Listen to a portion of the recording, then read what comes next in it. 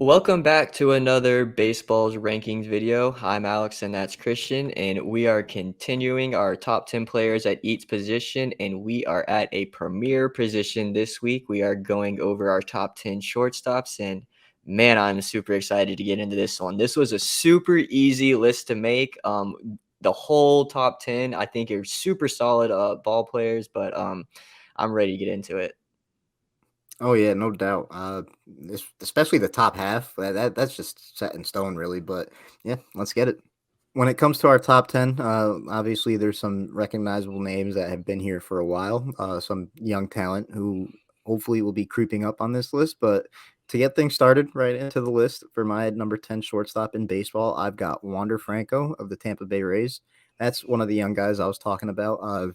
Future top three shortstop without a doubt, in my opinion. This guy, the tools that he brings to the table is crazy.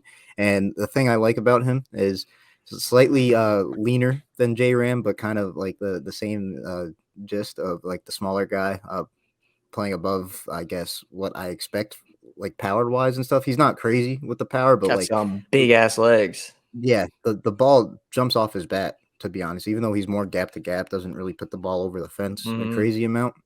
Wander, he's just that guy. And honestly, he was like that from the jump. It was dope to see him come up like that and be MLB ready. I'm just excited to see more from him because I know he has had a little bit of a stint with an injury, and we just haven't seen a full sample size from him yet. And I'm excited too. Yeah, I mean, he was the number one prospect for a reason, and he's starting to show it. I just wish he could stay healthy for an entire season. He hasn't. I don't think he's played an entire season yet, but I'll get into him in a little bit. He's a little higher on my list, but number 10 for me, I have the Chicago White Sox shortstop Tim Anderson.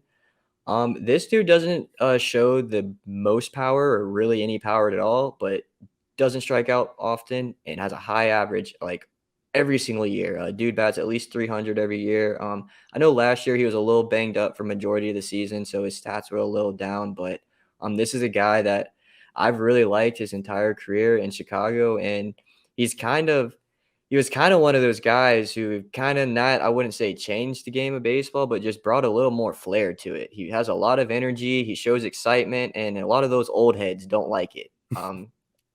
I personally love it, and I want them to show emotion. But he definitely deserves to be on the top 10 list. Honestly, I was thinking about putting him a little higher, but I think 10 is about right. I feel that he's a little higher on my list. Not much higher though. I feel what you're saying though. It's Tim Anderson's kind of in that conversation of just like premier shortstops in general. So you can make the argument.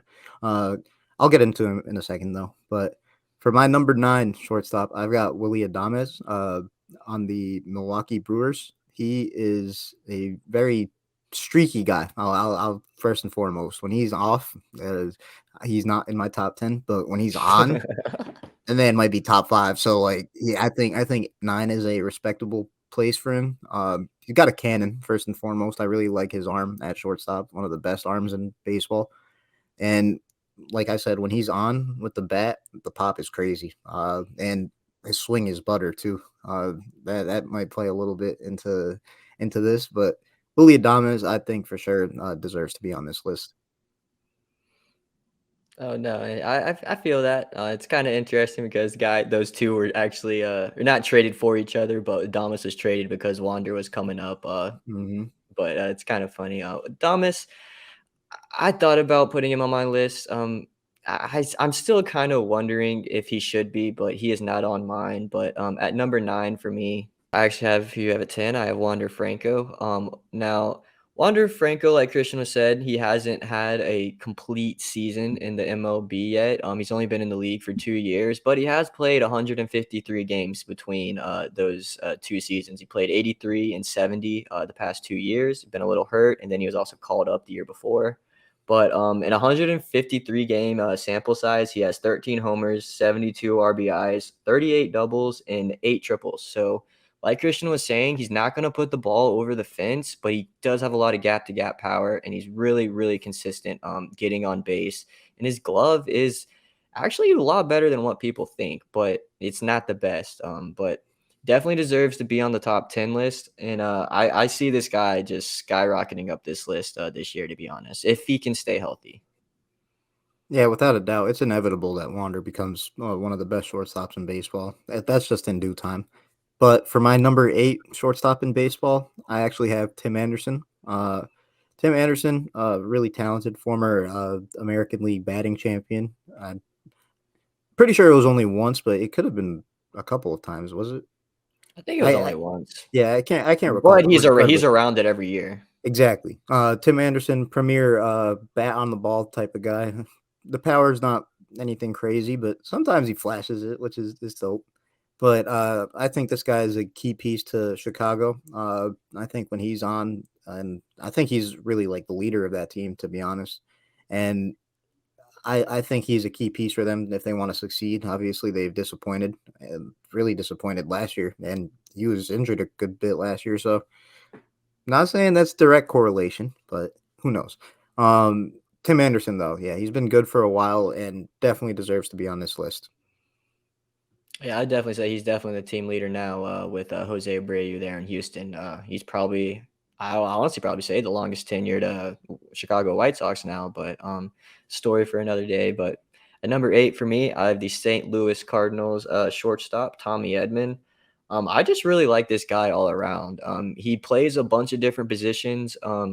He played shortstop and second mainly last year, but he had a few games at third in the outfield. But one thing I really like about him is he's so freaking good at defense. He had 6 errors and 665 chances in the field last year at every single position. Over half of those were at shortstop, so he had over 300 chances at shortstop and only had 2 errors. So this guy is prided on his defense. The bat isn't all the way there yet, but I hope it's going to start coming around. Doesn't have the most power, really good contact guy, steals a lot of bases. I think he had 32 stolen bases, 31 stolen bases, something like that last year. He's projected to have 30 again this year. So I'm really excited to see what Tommy Edman does this upcoming year. Yeah, I know straight up Tommy Edman should be in the top 10 for sure. I didn't include him in mine. Tommy Edman kind of gets a bad rap for not providing what's like the most valuable or most sought out thing in baseball, I guess, to fans, which is the power. And MLB The Show too. I know I'm bringing that up. I know he got a bad rap because his cards lack power.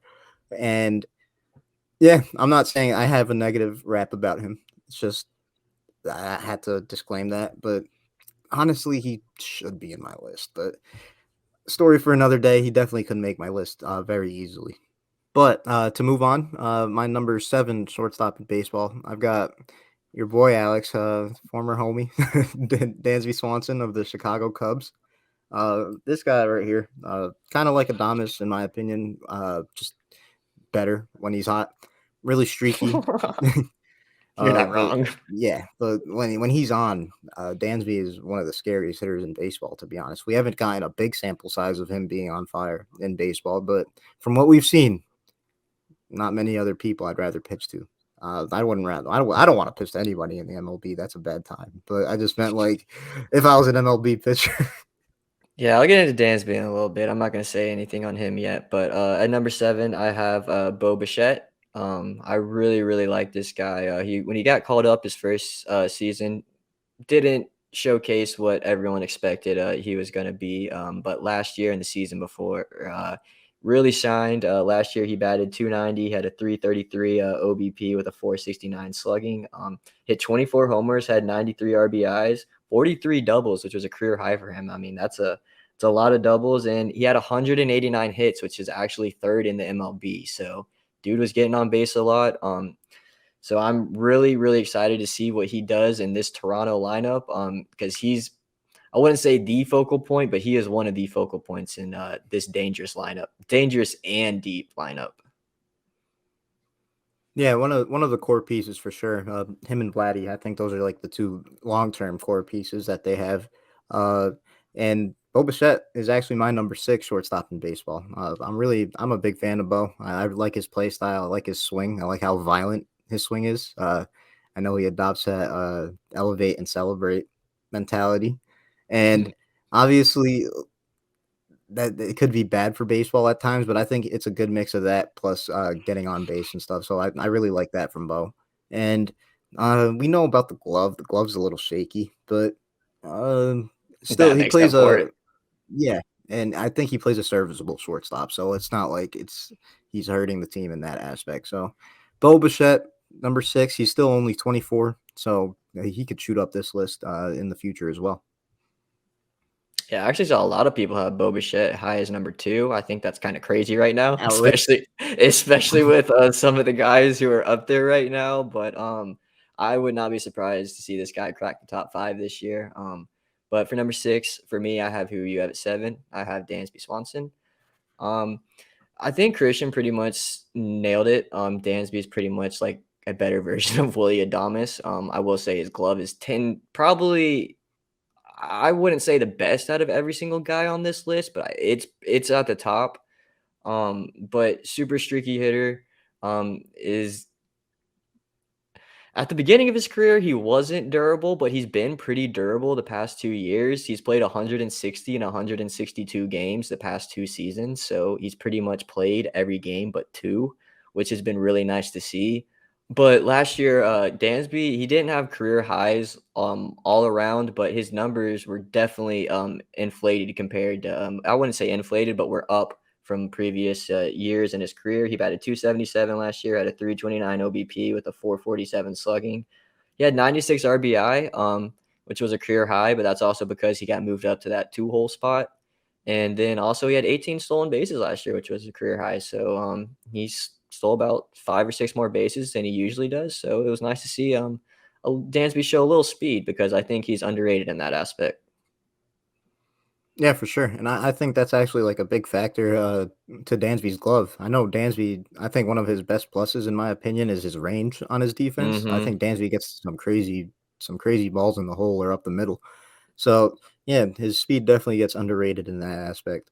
But Dansby, I'm looking forward to seeing how his tenure in Chicago goes because we know his ups, we know his downs, and just looking forward to seeing that. But to get into the top 5 though, to get things started with that, my number 5 shortstop in baseball is Francisco Lindor of the New York Mets.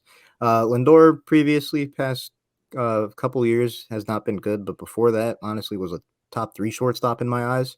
Uh, but yeah, it's been a little rough with New York. He's definitely picked it up compared to his start at New York. That was brutal. But Horrible. last season wasn't a good season overall. Just better than what was shown at New York before. But knowing what Lindor is capable of, I just can't take him out of the top 5. I feel like if he's on his shit, Lindor is gonna have like Lindor at his best is a premier player in general. So I'm expecting, hopefully, for him to have a season like that this year. Oh yeah, and I got Mr. Smile at number 5 too. You can see this guy's smile from a mile away because he's always cheesing on the field. But like Christian said, I mean, he said pretty much everything spot on too. I mean, Francisco Lindor had an absolutely horrible first year with the New York Mets.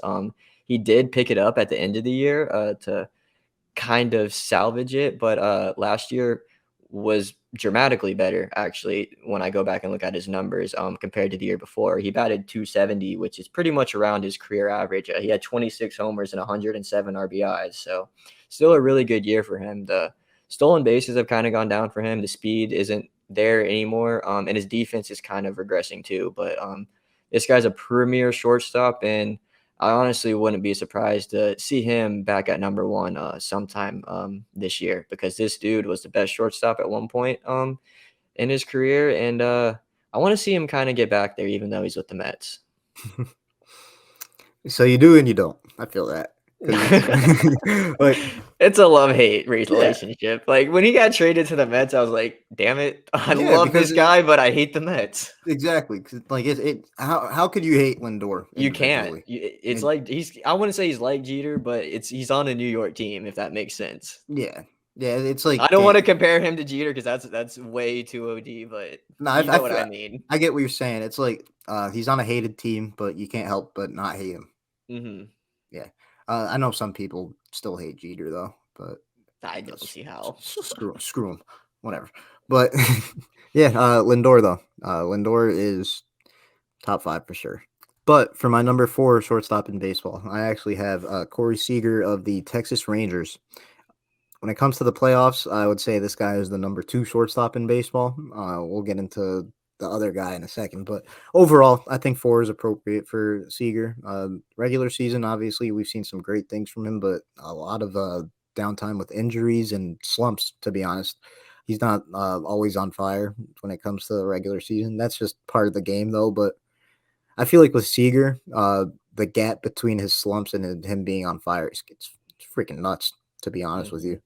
But put top shortstop in baseball potential for sure with Seager. Still relatively on the younger side too. I think that's a big plus for him. Yeah, I mean, I definitely feel you on that. I have Corey Seager at number 4 too. I think that this dude really, really struggled at the beginning of his season last year, but really picked it up at the end of the year. Kind of salvaged his really bad season. He had career lows across the board. An average. In his slash line, he had 245, 317, 455, and also his OPS of 772 were all career lows for a full season or a majority of a season. But he did have a career high in home runs in 33. It was the first time he'd ever hit 33 home or over 30 home runs. And he had 83 RBIs. So, I mean, dude still had a really solid year in the power department. It's just that the contact wasn't there. He struck out a lot. And he's not. I mean, Corey Seager's been a very good defender for majority of his career, but it's kind of starting to go downhill a little bit. But this dude is still a premier shortstop, like Christian said. He's still young, and I think that he's going to have a bounce back year this year. I'm expecting a lot from the Texas Rangers this year after a lot of their signings this offseason. So I'm hoping to see Corey Seager bounce, uh, get back on track, and maybe hop up to that number 1 spot sometime this year. Yeah, definitely within his capabilities. We've seen some crazy things from him in the postseason. So if you're like that in the biggest moments, we know what you're capable of. But for our top 3, getting into our top 3, my number 3 shortstop in baseball, I've got Xander Bogaerts of the San Diego Padres, former Red Sox. If he was still on the Red Sox, I would not include him. Just kidding. I'm just messing. But no, Xander, one of the premier bats at the position, in my opinion, really puts the bat on the ball at an elite level. The power isn't anything crazy, especially last year. I know it was down, but still, what he brings to the table is a really solid bat, serviceable glove. Obviously, or honestly, not the best glove. I've seen some really ugly moments with it, but Dude will be a regardless, third baseman soon. yeah, exactly. But still, the bat really makes up for it to that extent because that was a huge piece. He was part of the core of the Red Sox, to be honest. That was a tough blow losing him, but no, I'm excited to see what Xander brings to San Diego. And as of right now, he's top 3. Oh yeah, Xander is number 3 for shortstops for me too. This dude just he has a knack of finding the bat and the ball. I mean, dude just doesn't strike out a lot. He gets on base a lot. He's never batted or not never. He's only batted below 288 in his career twice. One of those was a season he didn't even play fully. But this guy's just one of the just best overall shortstop all around minus the glove. Like Christian said, the glove is not very good, but I'm really excited to see what this guy puts along out there in San Diego. Honestly, I don't even know if this is an upgrade from shortstop from Tatis. I would say maybe a little bit, but this is still going to be a really nasty lineup, and I'm excited to see what Bogarts does out there in San Diego. Yeah, without a doubt. And before we get into our top 2, a couple quick honorable mentions. First and foremost, my first honorable mention is Jeremy Pena. Had to. And my second honorable mention is Gavin Lux of the Dodgers. Couple solid names right there. Yeah, I mean, both of those guys definitely deserve some honorable mentions. Pena maybe even deserves to be in the top 10. I would like to see him do a little more, though, in Exactly. another season. But for me, honorable mentions, I have O'Neal Cruz. He's kind of the same way with Pena. And then I have Ahmed Rosario, who has been a different ball player since he's been traded to Cleveland. Yeah, I feel that. Demed Rosario definitely solid, and O'Neal Cruz, just like Jeremy, I'm excited to see the future for them.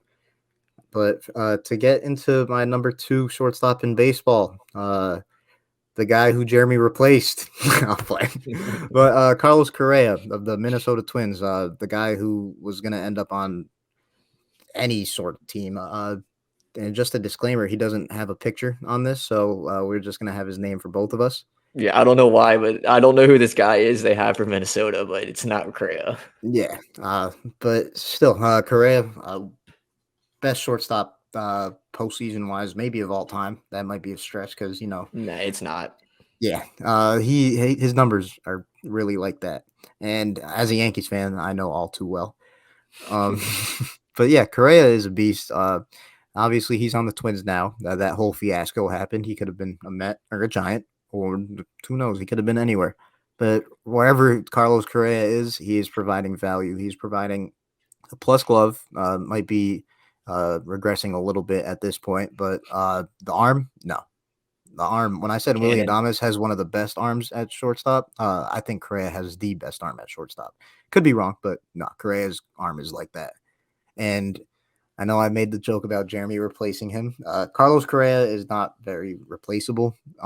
Jeremy is doing his own thing, like he's making his own. He's not filling the shoes because Correa, we know what Correa brings to the table, and could be number one, but the other guy I feel like has the edge. Yeah, I think that other guy is got a slight edge in a lot of categories than some of these other guys. But I have Correa at number two right now. I think that Correa is honestly the best postseason shortstop or one of the best that we've ever seen. Christian alluded to it earlier. There's really not much too more I can say about Carlos Correa than what Christian said. The only thing I kind of want to talk about him is the little ankle fiasco that he's got going on right now. That's the whole reason why he didn't sign those big long term deals. There's actually a doctor that came out and said that that's the worst ankle that they've ever seen. I'm not too sure. I didn't read too much into that, but if that's true, I'm not really too sure how much longer Carlos Correa is going to be a premier player. He may have to switch to DH at some point, which I mean, he's only I think 27 or 28 right now, and they're saying by 33 he's not going to be able or have a good foot. So I just want to see Correa in the postseason. To be honest, I'm not sure how much or how many times we're going to see him there with Minnesota.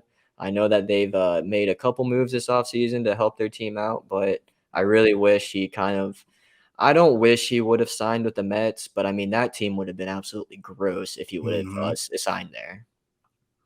Yeah, in hindsight, kind of glad he didn't, but it would have been interesting to see him in a situation like that. But yeah, Carlos Correa is second best shortstop in baseball for sure. But for my number one, I think this is relatively easy to decide on. But I've got Trey Turner of the Philadelphia Phillies. Hasn't played a game for them yet, but really looking forward to seeing his stint there. But Trey Turner brings everything to the table for the most part. He's at solid to plus plus in every aspect, in my opinion. Uh, and what he is like a plus type of player in, I think those are some of the most key assets to be good at. His speed, second to none.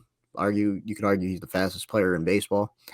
Tough argument because there's a lot of speedsters, but um, with the bat, puts the bat on the ball at an elite level and flashes power a good amount too. I like seeing Trey Turner hit home runs because his swing is butter. I know that's kind of a factor towards how I rate a player, but yeah, Trey Turner is best shortstop in baseball, and I feel like he will continue to be until his speed drops off. Yeah, and I don't think that's gonna be anytime soon, to be honest. And he's my number one shortstop too. And kind of like what you were saying earlier, he's really good at everything. I would say defense is the worst thing he's at, but speed makes up for it, Hmm. and the speed is ridiculous, so it makes up for it in a very good way. Uh, I'm kind of excited to see how he's gonna turn out in this lineup. I'm not really sure where he's gonna bat yet. I don't know if he's gonna be in the 1 or 2 hole yet, but wherever he's at, he's gonna be getting a lot of ABs. Last year he had 21 home runs. The Christian was alluding to that power. He had 39 doubles too. That kind of alludes to the speed too. I'm sure some of those doubles were some little dribblers down the line or little flukes out into the outfield. But this dude has some unreal speed. Also had 100 RBIs last year, which was a career high. So I really like Trey Turner. He's been one of my favorite players ever since he got called up. I didn't really like it that he was on the Dodgers, so I'm glad he didn't win a championship there. But he's on the Phillies too now, so I'm not really sure how I feel about that. But I do like what Philly's doing. They spent a lot of money this offseason. So it's going to be a real dogfight in that NL East this year. But I love Trey Turner. He's a number one shortstop, and I think he should be on everyone's list, to be honest. Without a doubt.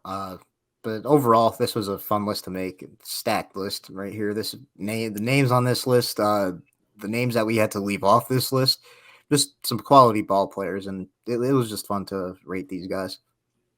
It was not hard to leave Javi Baez off, though. I can tell you that. Yeah. Uh, but hopefully Javi can bounce back, even though right now he didn't even cross my mind. But yeah. No, yeah, he didn't really cross my mind either at all during this list. I just kind of said it because I saw his face down there at the bottom. This was a really, really fun list to come up with. I was really excited to get into shortstops. I really wish we could have talked about some other guys too, because I mean, there's a lot of good shortstop in this league right now. A lot of them do some different things, but we had a real good time coming up with this list. And that does it for another rankings video for the All Takes No Whiffs podcast, ranking our top 10 shortstops in the MLB right now. It was a really, really fun list to come up with. And I think that our lists are pretty solid, to be honest. I'm looking forward to going to the outfield for next week's video. We got some power out there, so it'll be fun to get into some of those guys.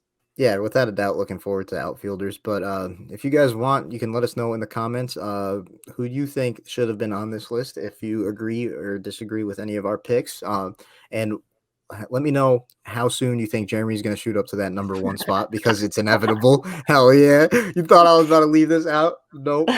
But yeah, in general though, this is a great list to make, and I'm looking forward to the outfield one.